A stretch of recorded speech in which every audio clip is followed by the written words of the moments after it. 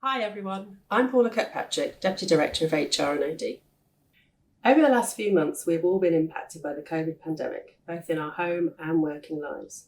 Some of us have continued to come into work during this period of time, while others have been at home shielding for up to about 4 months now. Some of the people who've been shielding, they may have barely left home at all during this period. As shielding staff are now starting to return to work, we thought it might be helpful for colleagues to have some appreciation of how some of Team KGH have been feeling whilst at home during this time. Here are their thoughts. Hi everyone, my name's Lynn. I work in clinical coding at KGH. I've been shielding since the 26th of March. In that time I've left the house 3 times, twice for hospital appointments and once because I got a flat tyre on the car. The prospect of coming back to work is really scaring me. I've been reading in the press that 30% of COVID deaths have diabetes. People have diabetes, and it's just really scared me. I don't want to leave the house. I'm petrified of going back to work and maybe catching it and dying, which may seem a little bit drastic, but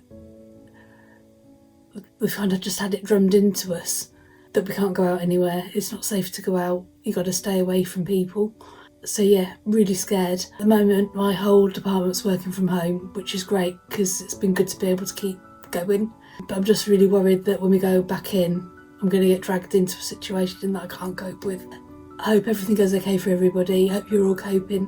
And thanks to those of you who have been going in every day in a terrible situation. Good luck everyone. See you all soon.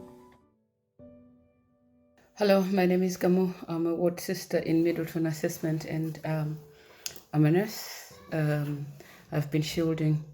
So what has shielding meant for me?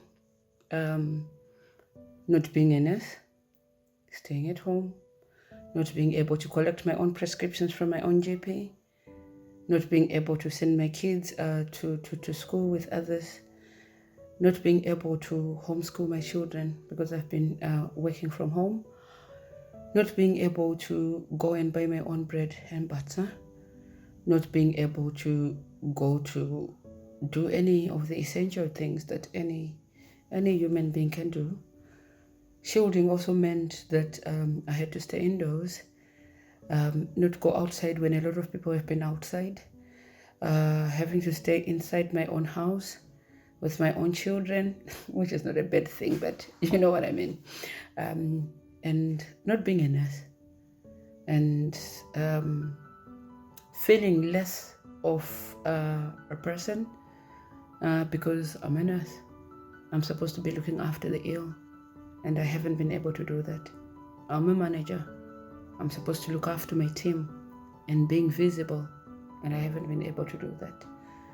It meant that I had to sit home and work on my computer, and I had to do that without interruptions because obviously I sent my kids back to their rooms so that they can do whatever they were doing so that I can work. Shielding meant that I became afraid of everything. I can't go outside. I can't go to the shops.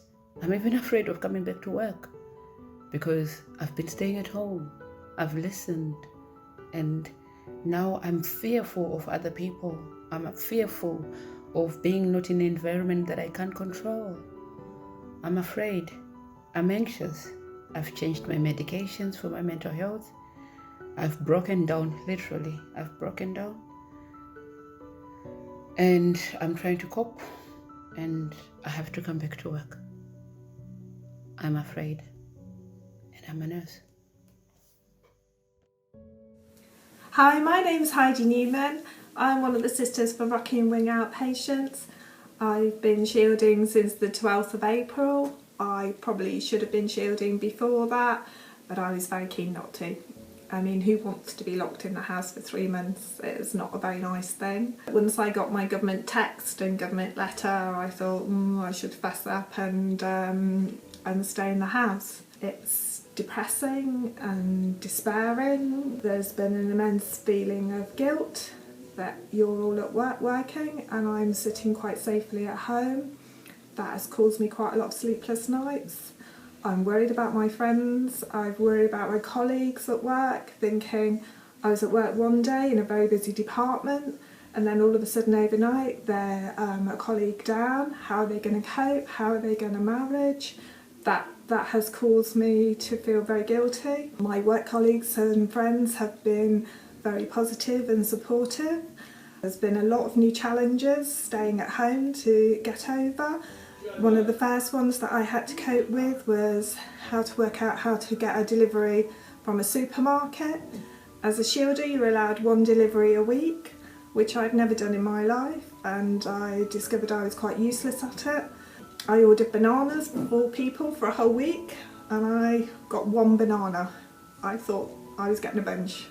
I rang my work colleague Jo to have a little cry, to say I can't even order a banana on my own now. And she very kindly, after a busy day at work, dropped a bunch of bananas on my doorstep. So that made me cry, because I was useless. I can't even order bananas from a supermarket. I put on £10 because initially we weren't allowed out for a walk for 3 months. I tried Joe Wicks, and then I needed a hoist to get me off the floor. So that was banned in this household by my husband. The government restrictions are, suggestions are very strict, and if you have a spare bedroom and you sleep in the same bed with somebody, they're supposed to move to the other bed. So he got evicted. There was a rota started for the bathroom with coloured towels, and the bathroom was supposed to be cleaned after every use, which I tried to explain to my teenager, and it didn't go terribly well. I don't think he grasped that at all. It's been difficult. I'm really keen to come back to work. I'm really missing my work colleagues. I'm very grateful to the Trust that they've supported me staying at home to keep in good health. But I do really want to come back, and I miss you all. So I hope to see you soon. Thank you very much for all your work during the COVID crisis. It is very much appreciated. Hi, I'm Liz Power, and I'm the Clinical Learning Manager for the Trust. I do lots of different things, but mainly mental health first aid and resilience training. I'm an A&E nurse by trade, and so I've spent a lot of time in paediatric A&E over the years. I've been a nurse 32 years. At the beginning of lockdown, I had a risk assessment, and it was deemed that because I have diabetes and I've had a couple of episodes of pneumonia, it was felt that I needed to work from home. So home I came. Right at the beginning, I was really angry. I was really frustrated. How dare people think that I was vulnerable? I consider myself to be invincible. So the beginning of lockdown was really hard. I hated not being part of the decision making within the Trust and within my own team. I hated not being there to help fix and make the hospital ready for COVID. I hated not being there side by side with my colleagues. I felt like I was not pulling my weight, not doing my part. You know, I'd been working for the NHS 32 years, and now it seemed like I wasn't needed. I was out of sight and forgotten. And because the teams were all so busy, communication was really difficult, so I just felt sometimes really isolated. But it was all in my own head.